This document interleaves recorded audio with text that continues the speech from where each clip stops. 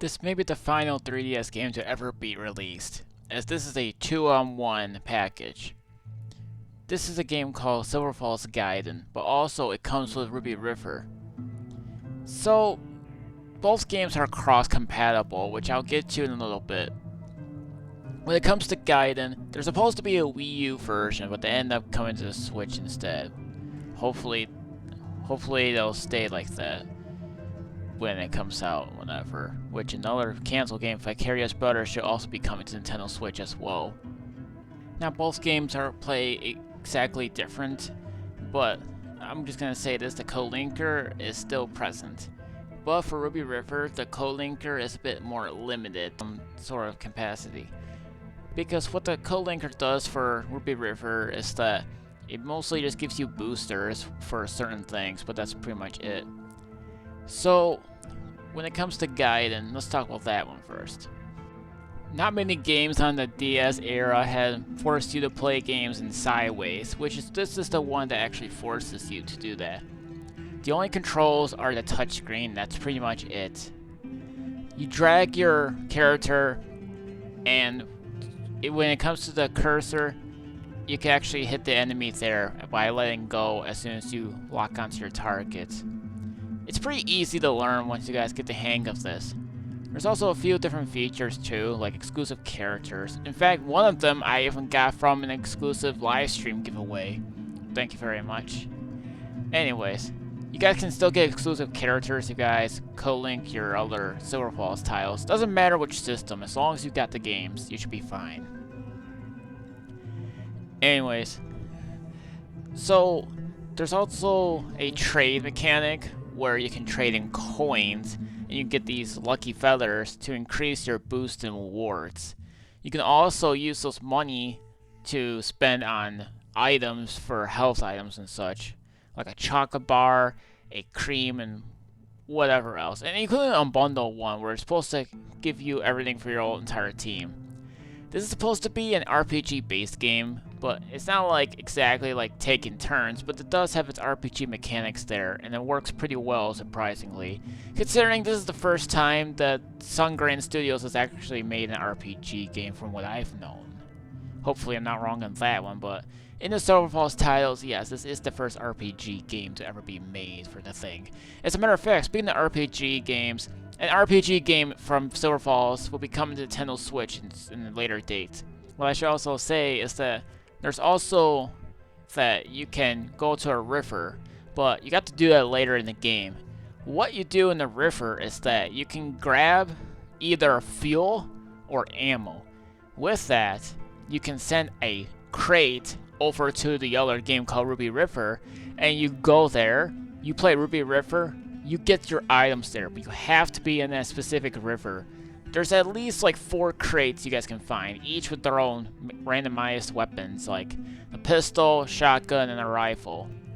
There's also a flamethrower, but I'm sure that's for more like fuel. I haven't really got to that part yet, but we'll save that for a little later part of the video. Gaiden's storyline is that you're playing as Gus, and you're asking people to help look for his missing husband. Originally, I guess this game was a rate E, but then it was slightly changed to E10, which I'm not surprised by E10, considering I was surprised that it was an E rated, but then it was changed to E10. But, well, this is the first in the series that is rated E10, so you can get your kids to play this game. You can also go to a diner, as you guys can see, that if you guys wait a minute or two, you guys can get additional stab boosts, like increased health, defense, and speed, and any other sort of things. In both camp and the diner, if you keep tabbing on the characters that you've added from before, you can get additional items like materials and health items maybe, and all those other sort of things that can be pretty easy to learn. You can also upgrade your weapons, but you're gonna need materials and money for it. Speaking of money, I think I should have also mentioned that it's gonna cost you money if you guys want to send those crates over to Ruby River. But anyways, you also got these challenges that you can complete each and every day, hour, and etc, etc. And I'm gonna say this: every hour comes with a brand new mission, every next day comes with a new mission. But if you guys don't want to waste, you guys can always refresh it, but it's going to cost you 100 coins. Not that it's microtransactions or anything, so thank goodness for that one. The money in the game is pretty easy to grab, so you shouldn't have any hard time trying to get some money out of this game. I want to mention one more thing before we do anything else. Both Ruby River and Gaiden has a day and night cycle, but this isn't a random thing. It depends on your local time. You see, the game uses the internal clock, in which if you guys play the game on a certain morning or afternoon time, it's going to be daytime. But if you guys happen to play on the evening time, it's going to be evening. But if you guys play the game at nighttime, it's going to be night. See what I mean by saying that? And yes, while you guys keep playing hours and such, the day and night cycle will change right in front of you. And each different day and night setting, different enemies will change. So from day, it's going to be the creatures that are zombified. And nighttime, it's going to be all sorts of crazy monsters that you probably have seen from original Silver Falls titles. Which I hope you guys get what I mean by that one. I should also mention in this game that each different character has their own specific uses of weapons. So choose whichever ones you think are good for you. But there are plenty of characters to play around with, so whatever you prefer, go ahead. You also got those pieces of armor, which you can also, you know, wear them or whatever. But each weapon armor stats have their own weaknesses and strengths. They also have their own level. So if you guys can get yourself a level 0 armor, level 1, 2, or 3. That goes the same thing as weapons. Again, if you guys want to upgrade your weapons, you're gonna need some materials just for that. I think you guys will have fun playing Gaiden for at least the most majority of the thing. Now, you may see a model be missing. According to the developer himself, he had no time to make the model, so hopefully in the update, if he did get it finished, then cool, we'll hopefully see it then. Now, let's move on to Ruby River. You guys might find it quite similar to both Minecraft and Rust. This game plays more like Rust than Minecraft, mainly because it has a temperature to play with. What I mean by the temperature is that when it's cold, you're gonna lose some health and stamina. You also have the wind, which will lose your stamina, and when it comes to rain, for whatever reason, you're gonna be losing health as well. Rarely, at some point of times in the game, you will see some animals and enemies. Again, day and night cycle does come into play when it comes to certain mutated creatures, but animals, like normal animals like goats, bunnies, and that, will remain the same unless they're infected. That's quite different.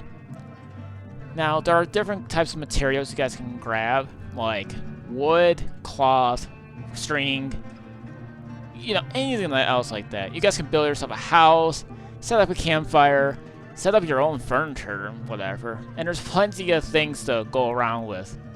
The game does support the Circle Pad Pro along with the C-Stick for the new 3DS.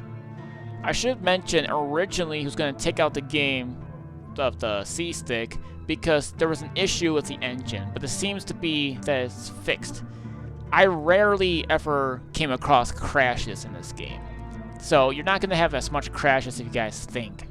So that's a good thing about that. At least there's an elimination of some sort of crashes when it comes to this game. So that's good. So, like I mentioned before, if you guys want guns and such, you can't craft them. You gotta get them from Gaiden. So, after doing whatever you need to do in Gaiden, you just send a little thing over there, and immediately after that, you guys can get it. But each time you guys restart, the weapon crates will remain there, but you can still grab some new weapons each and every day, and maybe hours, or every play session you guys can get. But you have to mainly save the game. I say this because the developer chose not to use autosave for pretty good reasons, which I'm sure if you guys play the game, you might figure out why. But yeah, there's a huge landscape to explore, so you guys can have your own fun. You can build some armor, some melee weapons. You can even cook a bunch of different foods in the game as well. in every time you kill an enemy, you can also gain experience. You can choose to any of the 6 stats you guys can level up to. Some enemy stats can give you up to 2 XP or 1, but that really depends what kind of enemy it is. So yeah, there's plenty of things to mess around with in the game. Maybe you can build your own city, who knows? Maybe someone, like a big giant genius that took like 6, 10, 11 years to make a city, make everything come true. But yeah, there's plenty of things to mess around with in the game. So you guys can play around with it. But again, now getting armor in the game is pretty tough. But I heard that an update pretty soon, hopefully pretty soon, will address those issues. Because finding cloth is the hardest thing to ever find.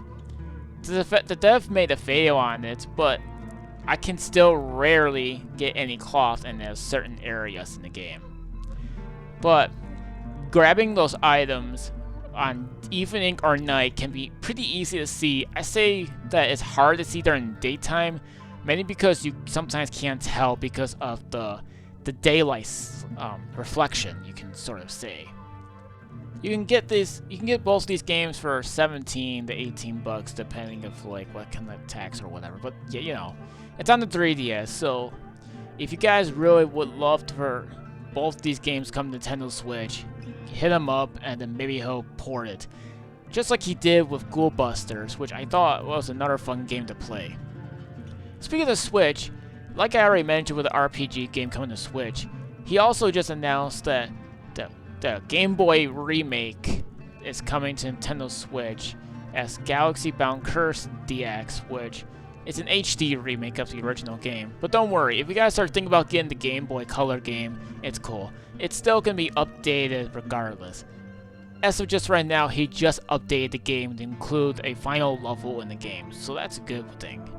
You guys can download the ROM on this website, and you guys can test it out. And yes, you guys can play on actual hardware, so it doesn't really matter. Unless if it's a Nintendo DS, because it's a Game Boy Color thing, then you're out of luck. But let me guys know what you think about this game. You guys have a fun time playing both of these games, or do you just stick to one game that interests you? I'd like to do another one of these Silver Falls reviews soon. I got one more to cover, and that's on the Wii U. Hopefully I'll see you guys there.